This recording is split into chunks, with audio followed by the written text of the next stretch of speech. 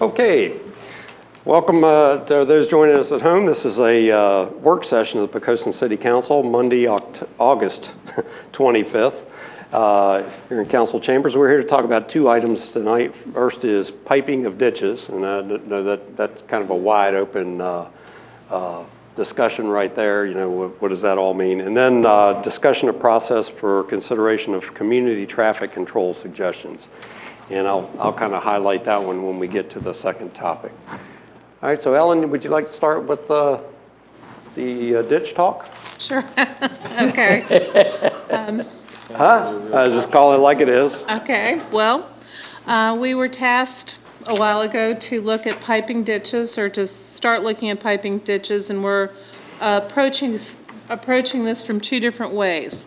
One is to find a project to get done in the short term, and the other is to kind of come up with a long-term strategy in case funds become available, and to identify ditches we want to pipe in the future. The main reason for piping is safety. Obviously, we have a lot of accidents. We have a lot of steep ditches close to roads, narrow right-of-ways.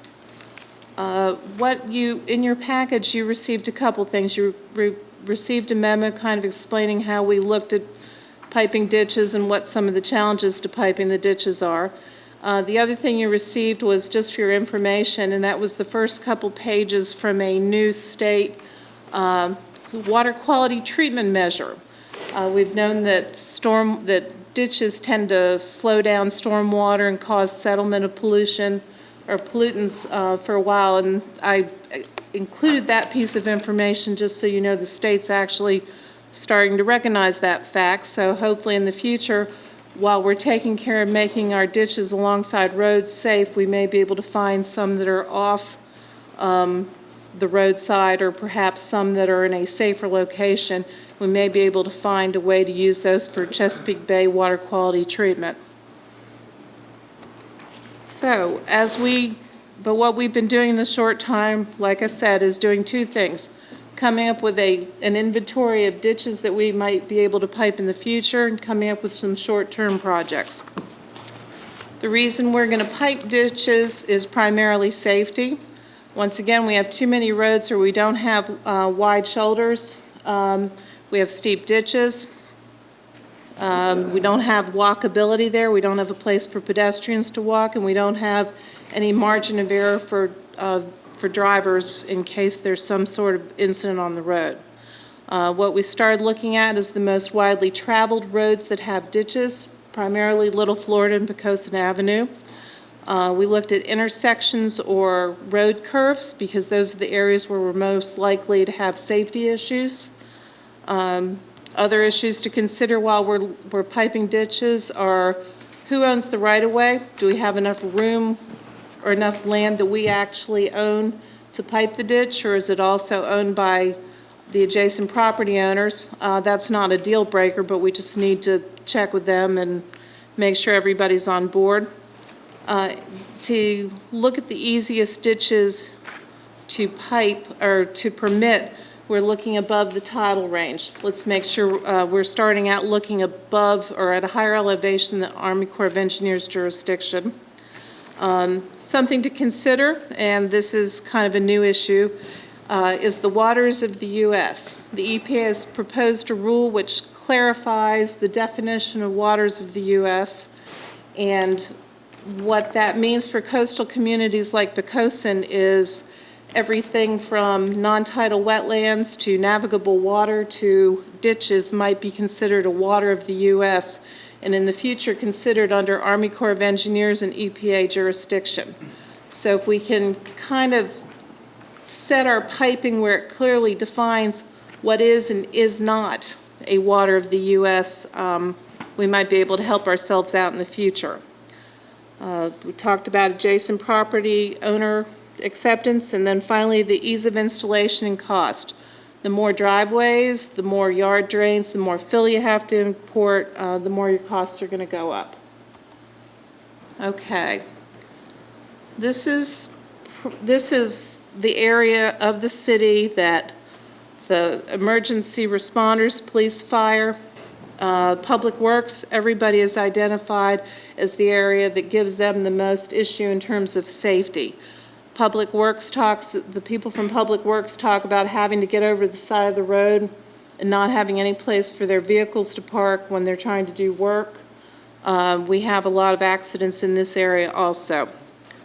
So there are two possibilities, and this area is between Cathy Drive. This area is along Little Florida Road between Cathy Drive and Cedar Road. So Cathy Drive is right here. Cedar Road is here. This is Far Street. Most of the crashes occur on the south side of the road, but what we're proposing is to put this in as a CIP project in November. Have a project that includes both piping the ditch on the south side of the road and also realigning the piping under Cedar Road as it drains this way, as it drains westward. This pipe is apparently not aligned correctly, and it's kind of a bottleneck in the system. So while we're going to go ahead and pipe that ditch, or if we go ahead and pipe that ditch, we may lose some additional capacity. Makes sense to go ahead and take care of the pipe at the same time. So that's going to drive up the cost quite a bit. What I would recommend right now is to start on the north side of Little Florida Road in this area. Lost my arrow again. And work our way from the outfall ditch, which is here, up towards Cedar Road, piping as much as we can afford to do. The reason for this is, like I said, this is an area that has a lot of accidents, has limited space for people, or for our public works guys to work in, and also it has pretty steep ditches and has little to no shoulder on the side of the road. Okay, this picture doesn't really show the situation very well, just to give you a heads up. This is standing at Cedar Road looking westward, and if you look very closely, you'll see the curve ahead. You can see how close the car is to the edge of or to the top of bank of the ditch. And as you go around the curve here, that ditch gets steeper and steeper. And I put in some of the depths of the ditch and also the distance from the center line of the ditch to the edge of pavement. So what's happening is you're dropping 3.5 feet at this point in about 6 feet. You're dropping about 4 feet deep in 7 horizontal feet. And you're dropping about 3 feet at 9 feet. So you essentially have no shoulder, and you have a very steep slope down to the bottom of the ditch in this section. If for some reason that we don't have adjacent property owner buy-in, or for some reason something else crops up that makes that ditch project not feasible now, another area we might want to look at is the area across the street from Poquoson Middle School on the museum property, if the museum board accepts this. And the reason why is because we have erosion in this area, and we also have already talked about the fact that there's a walkability issue in this area. And if you put a shoulder on the road by putting a ditch underneath or by putting a pipe in the ditch, you'll just have a little bit more room in this area. We've got some visibility issues with parking along the road. We've got curving here. So going ahead and giving a little bit more of a shoulder on the southern side of the road here may actually help out quite a bit. And I'm sorry if I can interrupt. Yes. And that would connect to an existing sidewalk that is right up here at the curve, right? But we're On not the south talking side. about a sidewalk necessarily. We're just, we don't, Just the piping. just the piping, but that's a start. That makes the installation of a sidewalk in the future a lot less expensive. Would that also go far enough to take in that driveway that the museum uses? Because I can't imagine when they use that field for football parking, that is one heck of a turn to make it into that narrow driveway. We could look at that. We haven't gotten the surveyors out to look at the start and the finish at that point, but that would be something we could take and definitely, Yeah, right, yeah, Mr. Yes. Freeman has a question. Go on. yes. Oh, okay.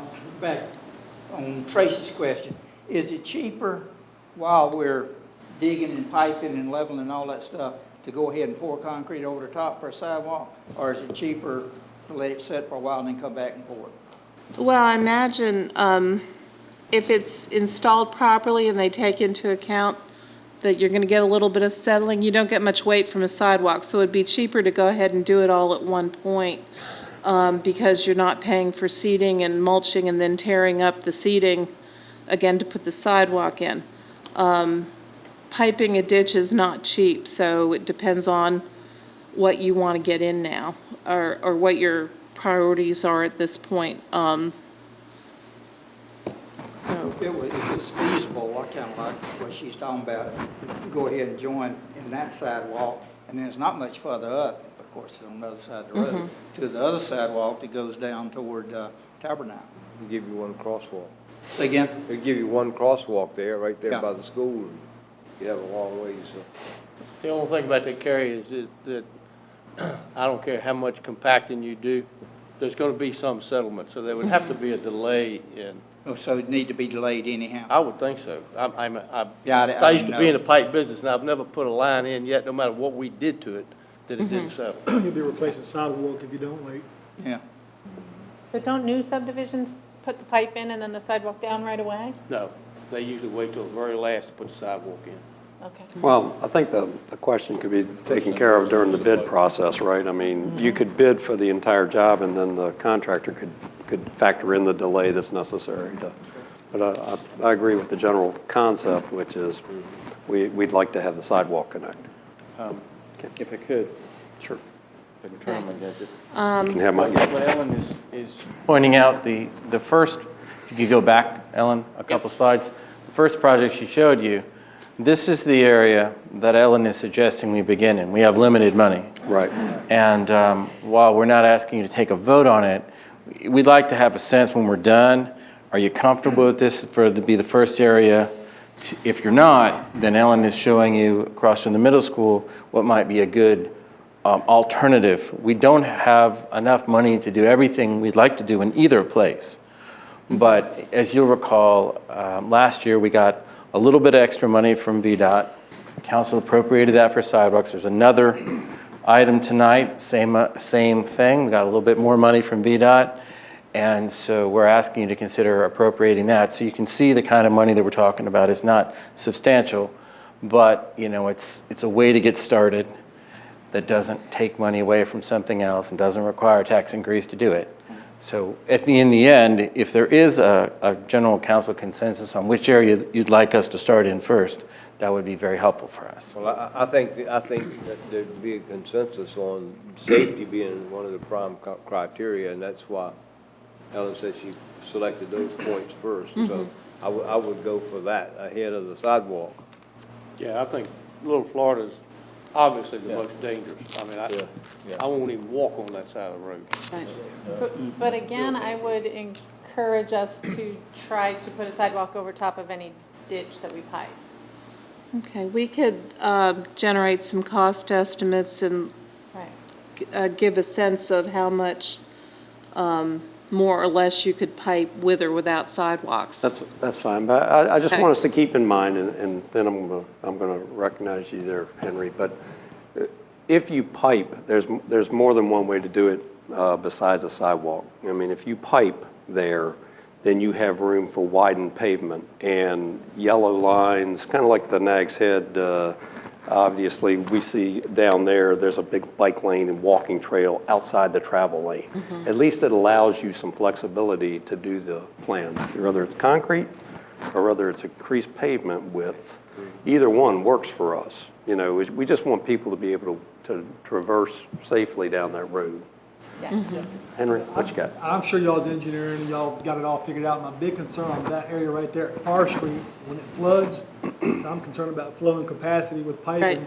And I'm sure y'all have it all figured out. That is a big concern right there because it floods naturally anyway. Right. It does. And that's one of the issues with piping ditches. There are a couple things we can do to kind of get as much capacity out of the pipe as we can. But if you, just by nature of taking a hole and filling it in with a round pipe and then having to have a foot of cover over top to cushion that pipe in case a car does drive off, you lose capacity.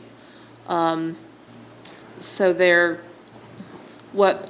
when I was looking at various options and doing some preliminary sizing for pipes, I wasn't going by a certain storm event. I was trying to go by the bankful capacity of the ditch. How much do we have now? And I was trying to minimize the amount of loss. But anytime you do lose, or you do pipe a ditch, you're going to lose a little bit of capacity, even if you go to a pipe that has a very slick interior like a plastic pipe. One more question about this area. Did you say that part of that would include repairing the cedar part that is? I was suggesting two projects. South of Little Florida Road, I would suggest or recommend a CIP project that I'll bring back when we're talking about the CIP projects. And that would include replacing the pipe under under Cedar Road, south of Little Florida. Does that flow directly affect this? Should this be heading that direction? Could that be part of why it floods? If you look, let me find, there I go again. Okay, the roads flow, the ditches flow this way from east to west, and there is a channel that comes here and crosses under Little Florida Road. So it flows this direction to the channel in this direction. I did it again. So you're basically having a flow from the east to the west through there on both sides. Which pipe is it that's too high, Ellen? The one under Cedar Road, I haven't verified the elevations, but I went out and looked at it. It does look high. And also Public Works said that, or identified that as an issue. So need to get some, the surveying I have for that pipe was from the 1980s, so I'd like to verify what's going on out there. I think that's right where we get a manhole bubbling from time to, during a big flood, tidal flood. Well, you're not, if it's tidal, you're not going to totally prevent it, but, there are a couple tricks to kind of, like I said, try to get more capacity. And the question is, do you keep providing the flood capacity, or do you provide some safety? And with absolutely no shoulder on there, I think the safety is a very good thing. Well, Given the amount of money that was referenced from VDOT, will that take a substantial chunk out of what it would cost to do that on Little Florida? It will take a chunk out of the northern end, but it will not do the entire northern reach that I showed you. And that's one of the reasons with the sidewalk and bringing back the cost both ways. It's not cheap. We're talking about having to cut a couple trees down possibly, installing both piping and structures. If the culverts under the driveways are really small or in bad shape, we're probably talking about replacing driveways there too.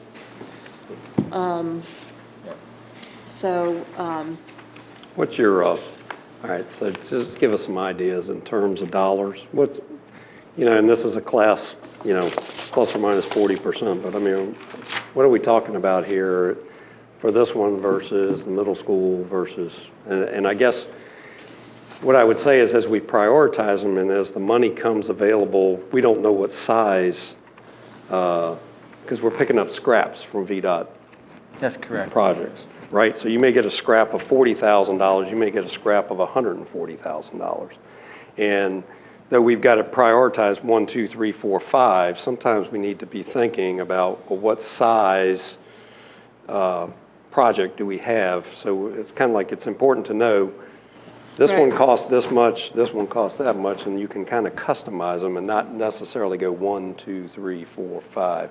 We know they're all in our top 5. Right. Assuming we have to replace the driveways and cut down We calculated 6 trees. I'm not sure if that's really necessary, and using some recent bid estimates that Norfolk got for pipe sizes, to do the entire northern reach from the channel to Cedar Road could get up to about $90,000. Yeah. Okay? So what I was talking about there was basically starting at the curve toward the low point and moving Gotcha.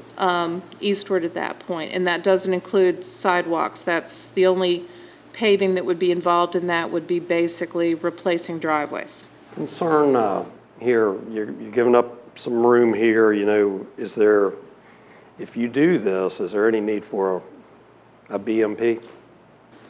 No. Okay. That's all I need to know. However, when we're just talking about something, say, 5 years from now, we may look for projects that would let us do that wet swale design, once again, when it's off the road. Or we may combine a piping project with a BMP, which might be something to think about if the museum was interested or had to do some work on theirs. If you've got an open field, there may be an opportunity there, but, you know, that's just speculating at this point. Okay. But obviously, Little Florida in this location, there is no room for a BMP. That's why I was, Right. the reason for my question is, are we having to look at land acquisition for a BMP? So you answered my question, the answer is no. No land good. acquisition was in that cost either. Okay. Give approximate distance, give us a dollar amount, just rough distance. That's from far, basically down the bottom right up to Cedar 344. in the top left. That was, the cost estimate was based on 384 linear feet.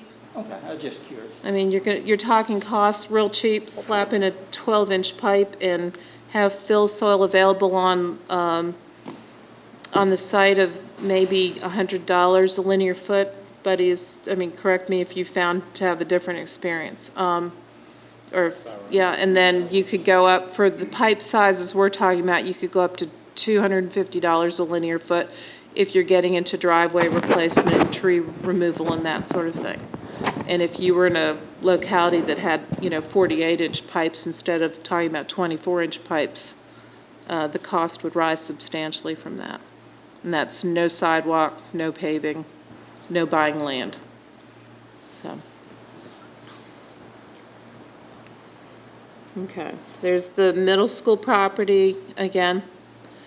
And then, the other thing, this didn't come out well either, but we do have, you can see a little bit of erosion here, and it doesn't really come across in 2 dimensions, but you're kind of sloping off into a shallower ditch in this area. It's not as steep as the ditches on Little Florida. The third option was included because I know it's been discussed in the past. I'm not sure the history of the project. We have a seafood festival that's right here in this area. That would be the area of Poquoson Avenue and Cedar Road. So the traffic, you have intense traffic at certain times in this area. And you have fairly well-established ditches, but they are steep. So this was another option, but I would still recommend Little Florida as the first option. But this is definitely something you may want to consider because of the use of the ball field, the pool, and the seafood festival. And there is, a lot of traffic there also. So have you kind of got your top 5 from a safety perspective? Have you got your top 5 projects?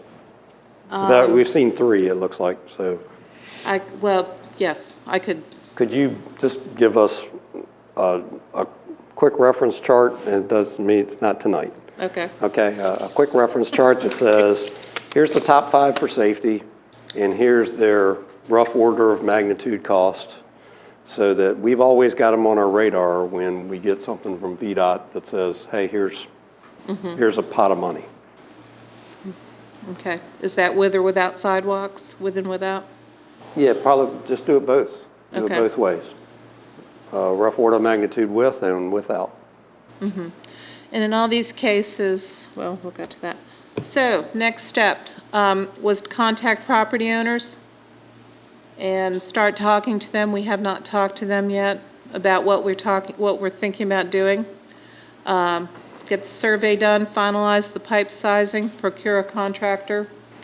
Also develop the CIP project for the south side of Little Florida Road. And finally, we're going to continue developing that inventory. What ditches do we want to see piped eventually? And at the same time, are there any ditches that are located in a way that would really help us meet the Bay TMDL by converting them to the wet swales that the state standard's talking about? Did you look at the, on Poquoson Avenue, that really bad curve where the ditch is extremely deep? We did some work there that was eroding around a big pine tree. But I'm afraid that's probably tidal. I did not look below the tide line, so no. Yeah, I I think kind that of was- stopped And is it around just- the middle school area, just It's just a- because Excuse me, is it just a matter of getting a core permit if you do it in a tidal area? I am not as familiar with that. Debbie, do you know, I mean, they're pretty resistant to piping tidal areas. We'd have to pay for mitigation, I'm pretty sure. But I knew for the budget we had that we weren't going to be doing it at this point. Where was that at, buddy? Curve What past is it? Sheffield, It- right? Huh? The curve just past Sheffield? No, but above Sheffield's, Yeah, what's that church Yeah. off the road there? Messick Baptist Church. Yeah. right. Messick Baptist, that does, it's kind of an S curve. The ditch is extremely deep, Right. and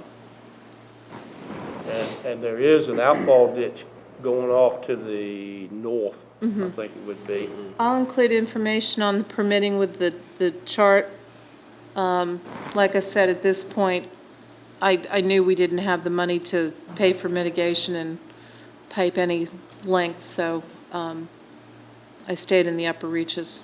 But we'll get some, I'll get some information on Even if it. it's an existing ditch and all you're doing is putting a pipe in that existing ditch, they consider you getting rid of wetlands? I'm pretty sure. I know the Corps gets involved and, But they'll let you maintain it. We can go in there and dig it out and throw it away. that's under a general permit. RP 15 is the regional permit 15, and there are, there's some pretty strict rules that Public Works has to follow on that. And what's happened over time is they've started, we went from not having any permit to maintain tidal ditches till the 1980s when they had the first tidal permit, and the elevation to where you can maintain seems to keep creeping upland. But we do have a lot of our ditches under that permit. We could convince them if we plant marsh grass on top of the pipe, we're creating wetlands. Okay, I'll look into that.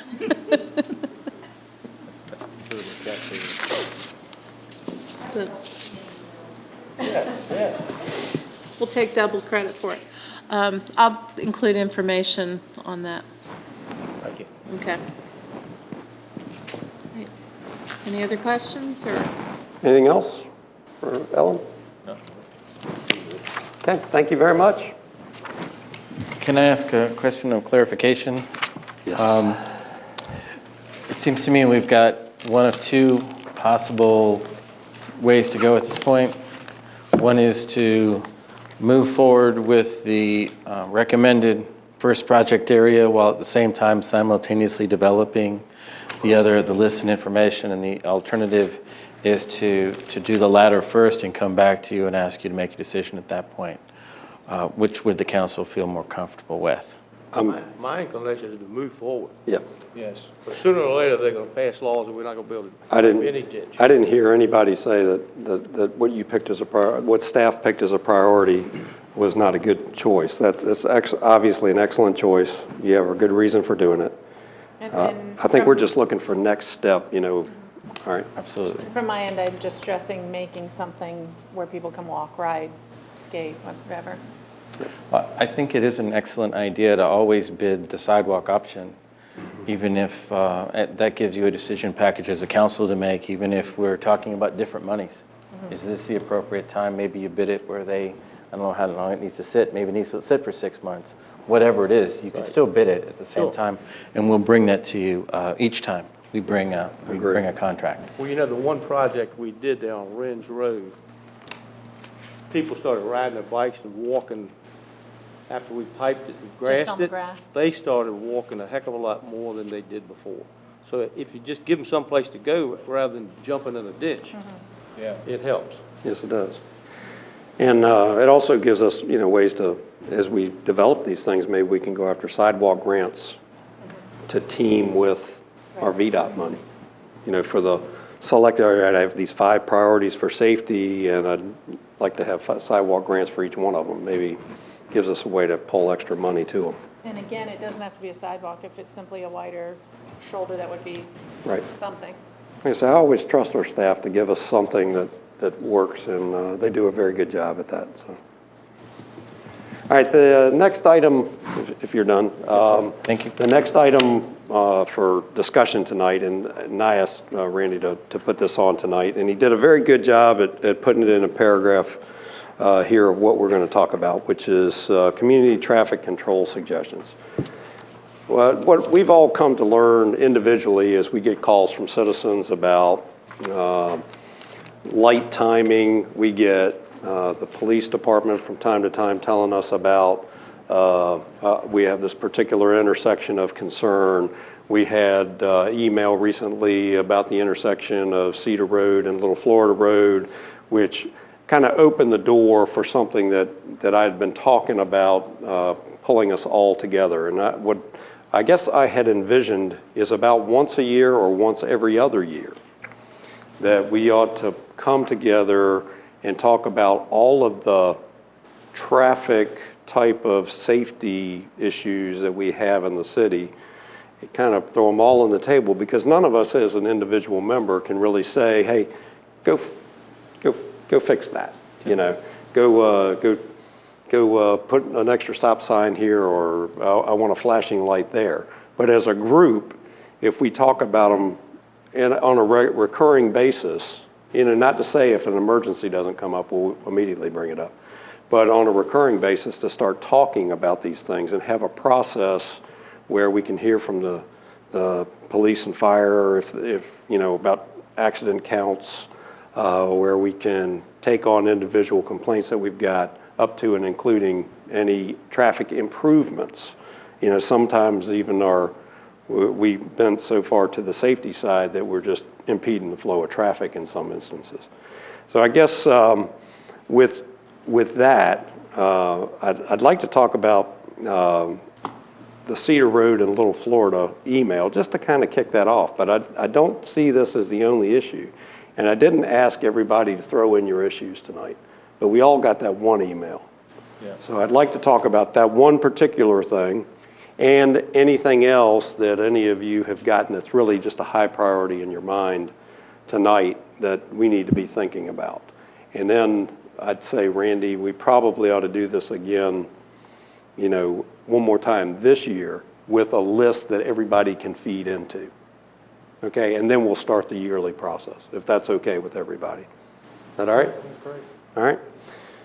So with that kind of as a kickoff, I know that, and I saw the chief, and he'll know he didn't come prepared to talk about this, but the one thing that I'd say is that we all got the letter about the near misses and, in fact, potentially an accident that did occur at that intersection. I know that we've heard from surrounding neighbors. I know that they're concerned about that intersection. And we had everything from one of the neighbors' suggestion that, that we do a flashing light there. And I know that we have a history of doing things at that intersection. I know that there's a couple stop signs. There's a couple leading signs to the stop signs that say, intersection ahead.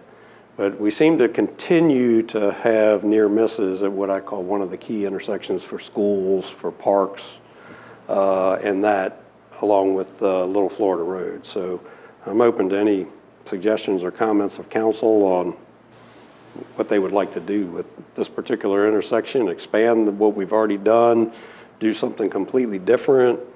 Or Randy, if you have some suggestions from staff as what y'all may have thought about in the interim. So that's kind of the kickoff. So, but basically it's an open discussion. One of the things that some of the residents talked to me about, if you remember the slide up there, the curve coming up towards Cedar, coming from the Wythe Creek direction, there's a short distance between coming out of that curve and where Cedar crosses.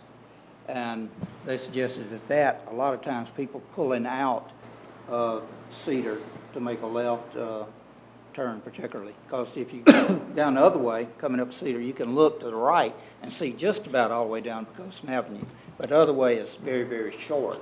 And we're talking about putting, suggesting possibly a flashing light at the pump station, say in Dangerous intersection ahead or some sort, whatever the proper words are, at our pump station. And that gives you probably, what, 100, 120, 30 feet? And and maybe slows your approach. Maybe. Maybe. I know, maybe. For me, one of the biggest problems there is you cannot make a right turn out of Cedar towards Wythe Creek without crossing the center line. Right. Unless you have a little You just car. can't do Yeah. it. So maybe that ought to be one of the From the places northern where part. we don't, it's not a big pipe project, we just add to that pipe and create enough radius to make that turn without crossing the center line. I know nobody wants to, I'll probably catch a lot of guff for this, but you hear so much about the difference in varying speed limits in town, 35, 25. I have had lots of people say, why don't y'all just take it to a flat 25 all over the city? Then that would certainly help on those corners, and then they can enforce it. But we have lots of issues where speed limits, like down Ridge and Messick. Ridge is 25, Messick's 35, and they're basically on a parallel road. And we have that all over the city. And then you get my street at 25 where they drive 35 minimally. That's what I'm saying, you get 25 across the board, and you can enforce it a little easier. And everybody's always in a hurry, so everybody's wanting to go a little faster, but it's certainly with the narrow roads we have, that's why we're talking about piping things right now.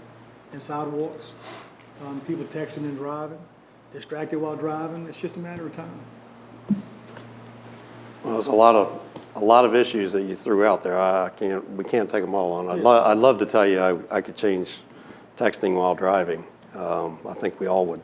I don't know of too many people that would really argue that that's an issue. Speed is definitely an issue, but as you know, the newer cars actually stop faster than some of the stuff that they used to have, and the roads were designed for those speeds at one time. And the newer cars are definitely more agile, and I really think it comes down to the driver, the personal responsibility of the driver. The speed limit is 35. Now, we can give I know that the chief, I'm sure he doesn't write you for 36, but you can always lower that threshold and say the limit's 35, and that's what we're going to enforce. But if we do that, then you have to be prepared for the backlash, because I think most of us have found when we change speed limits that the people that get the speeding tickets are the people that live on the street, that are more comfortable with the area than those that are visiting from outside that are the first time on that street. Well, it's a matter of, you asked me for some suggestions, and that's No, what no. I've heard from people. I got you. And I mean, it's like when we change the speed limit, more times than not, you always give people a little bit of a warning, a little bit of notice, we're changing these speed limits. And again, that's just what I've heard from so many people. Why don't we come up with a universal speed limit? That's just throwing it out there. Do we have any idea of what the main reasons for the accidents that have occurred at that intersection are? Is it speeding on Little Florida? Is it people not observing the stop sign, not able to see? Do we have any kind of information about what the cause is? I think we do. I don't have it Yeah. recall off the top of my head, but we have data on every accident, reportable accident in the Yeah. city, where it happened, and Yeah. if there was determined to be a cause. So if we do come back to this in a month or two and have a larger work session, we can certainly bring Public Works, engineering, fire, police Right. to the conversation, and have them armed with that kind of information. Because if you look at that intersection, the way it's marked now with the signs, it's not different than any other intersection. The line is there, the sign is there, it's not obstructed. So you say, why that place more than others? There must be some, I heard two good points. I did I hear think, two I good think Buddy points. had it. I think Buddy had it. The radius is such you have to cross the line when you make the right-hand turn, and that puts you in And I the think other lane. I think that Carrie's point about the distance from out of the S-turn may be fooling people into thinking, I mean, we've all kind of pulled out Yeah. in places where there's a sharp turn nearby, and all of a sudden obviously, there's always a car there as soon as you pull out, right? And it's a big ditch on the, Right, and nowhere to go. Right. That's the other thing is there is nowhere to go, so. About 3 accidents ago, I had a bunch of people talk to me about it, and we looked at it, and it seemed like it was all those things you said. It was mostly human error, Yeah. inattention, Oh, yeah. speeding, just normal human error that contributed, but it is a high, for some reason, and I rode up and down Yeah, I that did too. pool several It's the times, and I pool could and the not parks. figure out why. yeah, There's a lot of activity at the pool area. yeah. And then it's also a way to and from the school. But, yeah. The difficulty that I have is if you're coming from the pool, people aren't proceeding into the intersection because they don't know they're supposed to stop. Because there is a stop sign, there is a stop bar which we repainted, we fixed, there were some jagged areas on the edge of the road, we fixed those. We put a warning sign up, so if they were going to know, the information is there. So for whatever reason, it's not because it's not there for them to know that they're supposed to stop. And so Yep. there may be lots of other reasons, but when like the request for a flashing stop sign or something, the stop sign's already there. Now, there are some cool flashing stop signs, and we'll bring that and share it with you. If you've been down to Laskin Road area, Virginia Beach lately, they have some cool solar LED flashing stop signs. They're about $1,500 a piece, by the way. We looked at that last week. But we look forward to having this conversation with you. It's difficult to process these kinds of requests. Mr. Ayers showed me one today. Was it a no parking area? I just looked at it quickly. So, and we've had different, you've received requests since I've been here, people interested in no parking on one side of a road or on the other side, or four-way stops, or increased speed limits or decreased. It would be great to have a process that you all could talk about that with us, and then we could understand what your expectations are and get it done for you. Yeah. Why don't we leave this item with this? Why don't we ask staff to review the intersection in particular, look at the current markings, give us that report in the next manager's report, what you've seen, what you may have improved that's already existing, but yeah, we repainted this, we did that, or we put in something else. And then add that to the list and encourage all of the council members. It's not the only intersection that we have problems with, right? So give them a list that they can look at, and then later in the fall, once they've had some time to take a look at these, and we'll come together and talk about them all. Well, I'd also like to add, well, like it or not, speed humps slow traffic down. So. I That think can be a looking into suggestion. that would be. Or some rumble Little ball. rumble Right. strips Yeah. rather than Yeah. a big hump. Yeah. I don't think you can put speed Yeah, and bumps on public streets, can you? Yeah. Yeah. Can you put them on public streets? You can at a certain speed limit. You're not, when we say rumble strip, I think we're talking about the painted ones. Are you I'm thinking about the talking ones on the speed intersection? bumps. Okay. Yes, Yeah. yes, sir, you can. No, I didn't think. Right, just to- A good, one road you can look at in Newport News is, what's the one that goes down to the marina down there? Mitchell? It's either Menchville or Dare. not there. I know what you're talking I mean, about. Down Newport News. it goes down to, Used to be Herman's Harbor House. yeah, Yeah, Deep Creek. Deep Creek. Road. Yeah, that's exactly. Deep Creek Road. You know, if you ride down Deep Creek Road, there's definitely traffic calming obstacles down there. I won't tell you that I'm a great fan of it, but it it obviously slows you down. works, but it is, But it slows but you it is down. one. I am a fan if you're wanting, And I've seen the opposite. I've actually seen where people say that, and just say, we all, and you can actually try it, but sometimes to go around. the faster you go, the better your car takes it. So you've got to always be careful with your speed bump that Get the kind that plays music if you, sometimes it's a real bump when you're going 5, well. and when you allow your suspension to take it, then you hardly feel it. And you see these new ones, they flash, when you start coming close to them, they start flashing the stop sign. Yeah, just a couple different ways. Okay. So anyway, is there anything else? I think we've kind of handled the immediate need to look at that intersection immediately, and then longer term, we need to have some discussion. Back to old subjects. Okay. I'd still like to see flashing left turn signals after an appropriate time at night. And they have them all up and down Warwick. They do.